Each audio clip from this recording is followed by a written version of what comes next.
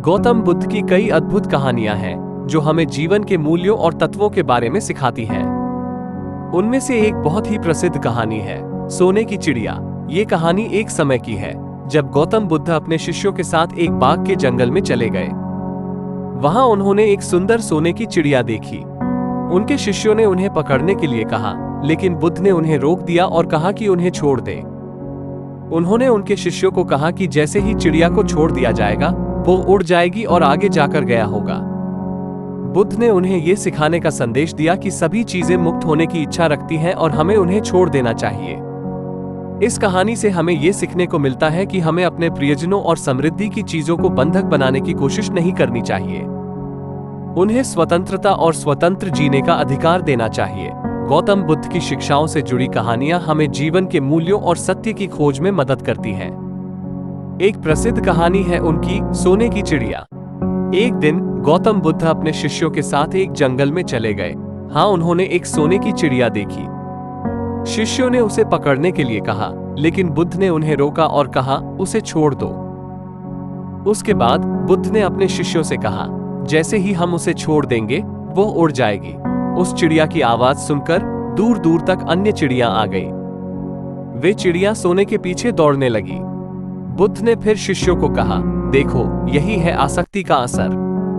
सोना चिड़िया के लिए आसक्ति बन गया और यह उसे उसकी स्वतंत्रता से दूर कर दिया। एक समय की बात है, गौतम बुद्ध के शिष्यों में एक युवक था जो अपने जीवन में आगे बढ़ने के लिए बहुत ही उत्साही था।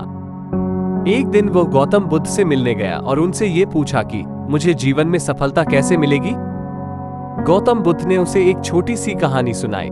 एक बार एक शेर जंगल में घूम रहा था। वह अपनी खाली पेटी देखकर अफसोस कर रहा था कि वह बहुत ही प्यासा है।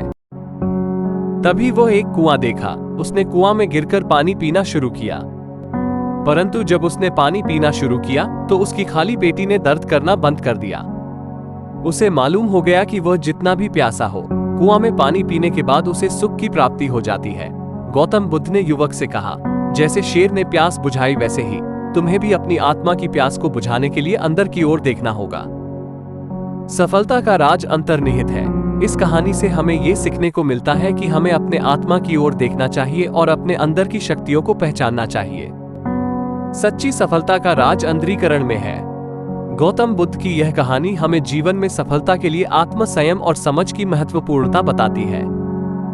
एक समय की बात है, गौतम बुद्ध की जीवनी में एक रोचक कथा है जो हमें प्रेरित करती है। एक बार एक युवक गौतम बुद्ध के पास आया और उनसे पूछा, मुझे अपने दुख से मुक्ति कैसे प्राप्त होगी। गौतम बुद्ध ने उसे ये कहानी सुनाई।